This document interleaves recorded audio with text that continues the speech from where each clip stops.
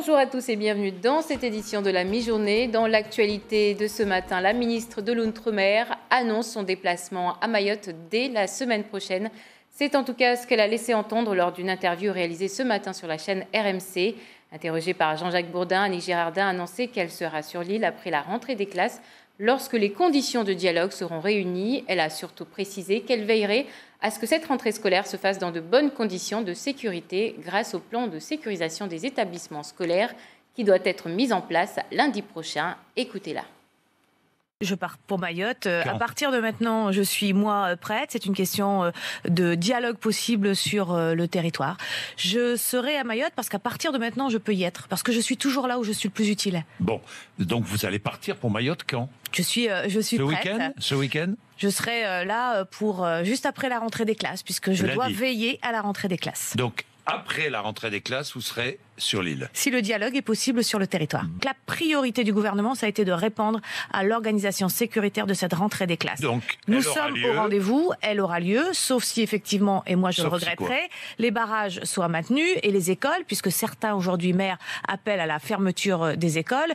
Moi je rappelle à tout le monde que les élèves, pour beaucoup, ils ont des examens dans 3 mois. Et que oui... Vous demandez au maire de tout faire pour faciliter l'accès aux établissements scolaires. Tout à fait, c'est notre responsabilité partagée.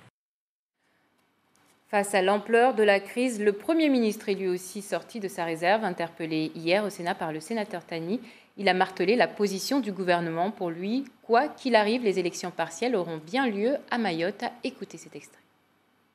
Toutes les dispositions ont été mises en œuvre pour faire en sorte qu'aucun élève, aucun enseignant, ni aucun agent travaillant dans les établissements ne soit menacé. 3 escadrons de gendarmerie mobile sont en cours de déploiement sur l'île, ainsi que des agents de sécurité et des médiateurs de l'éducation nationale. Des forces supplémentaires arriveront mardi.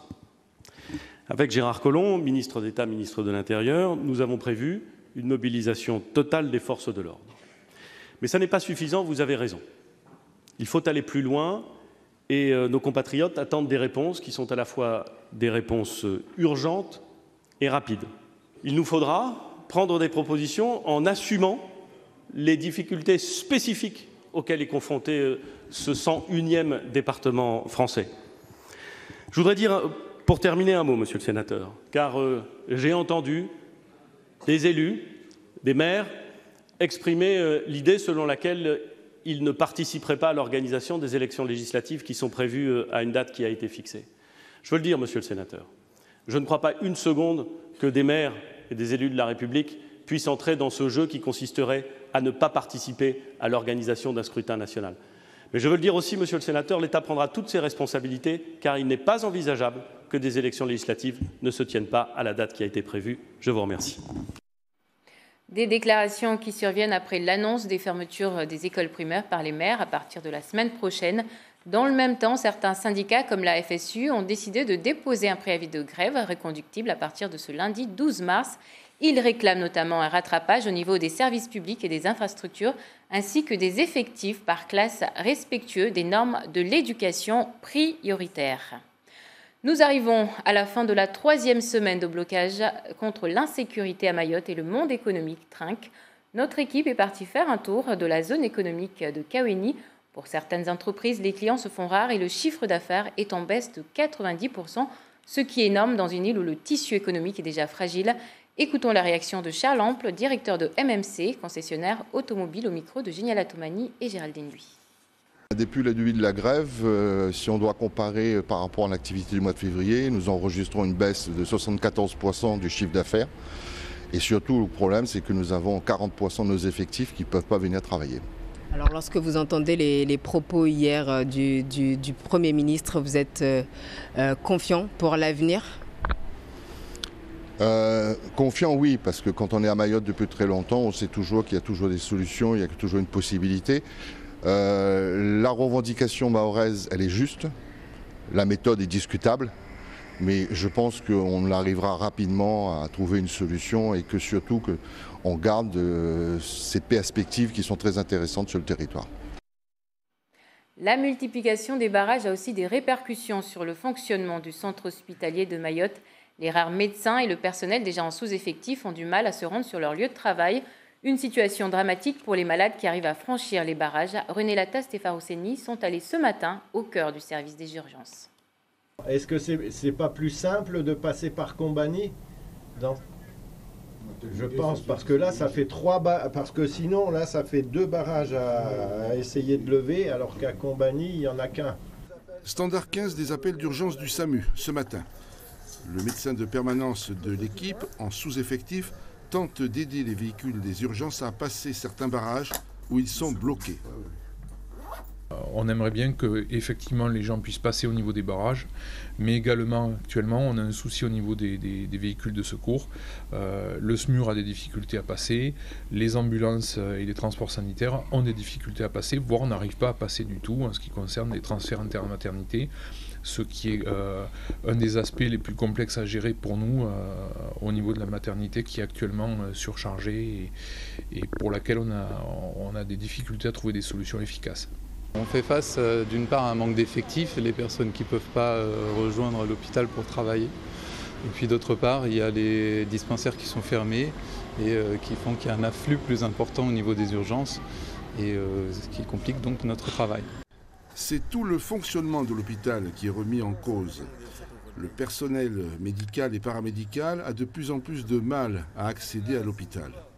Là, la situation ici à Mayotte, au niveau de grève, la situation est devenue très difficile concernant l'activité ici au centre hospitalier de Mayotte.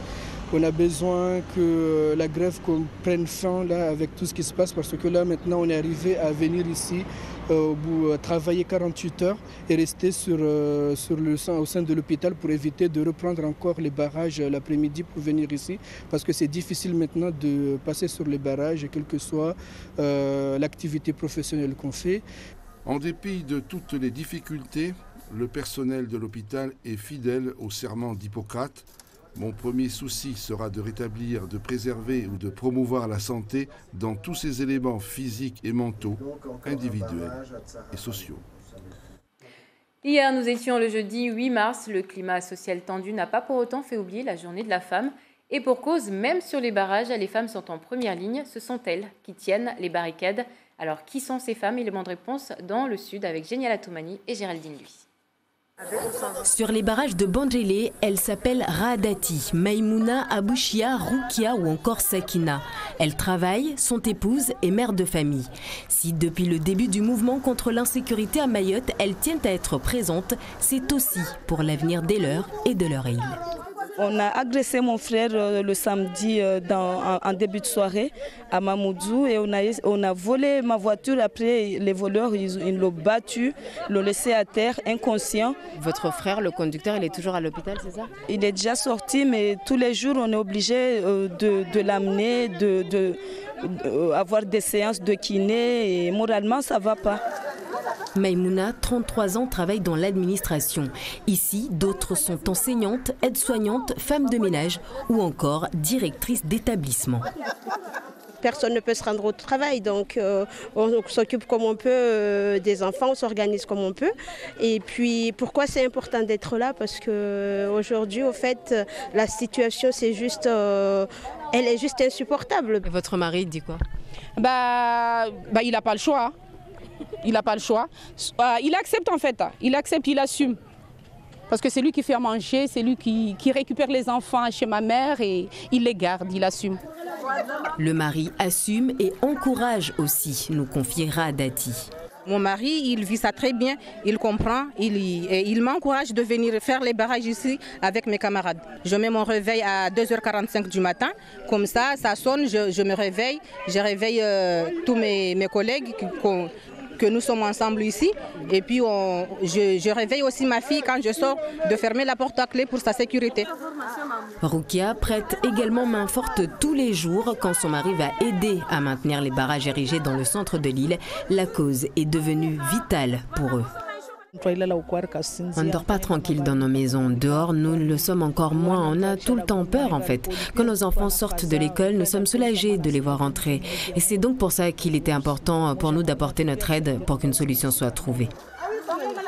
Et en attendant de trouver la solution, les barrages de Bandélé sont levés tous les soirs vers 17h30 au plus tard, d'après ces femmes que nous avons rencontrées. Voilà, c'est la fin de cette édition. Merci de nous avoir suivis. Dans un instant, votre émission Place Publique. Ce vendredi, la place à la presse pour faire un point sur la situation en cours dans le département.